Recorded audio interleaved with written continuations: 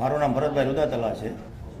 રવિવારે મારી ગાડી સ્લીપ ખાઈ જતા મારા પગનો નળો ભાંગી ગયેલ અને મને અહીંયા અમરેલીમાં શાંતાબા જનરલ હોસ્પિટલમાં દાખલ કરાયેલ અને એક બાજુ મારી સારવાર ચાલુ થઈ ગયેલી અને મારી પાસે આયુષ્યમાન કાર્ડ પણ ન હતું.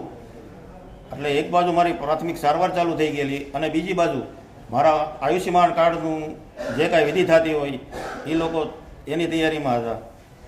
અને હું એક કહીશ કે હું સામાન્ય માણસ છું, કલર કામ કરું છું. જો આવી કોઈ યોજના સરકાર દ્વારા ન હોત તો મારા માટે આવા ઓપરેશન બહુ મુશ્કેલ છે. આ માટે હું સરકારનો આભાર માનું છું. અને બીજું કે એના શાંતાબા જનરલ હોસ્પિટલનો ડૉક્ટર સ્ટાફ બહુ જ હસમુખા સ્વભાવ, પછી નર્સ બહેનોનો સ્વભાવ બહુ સારો છે.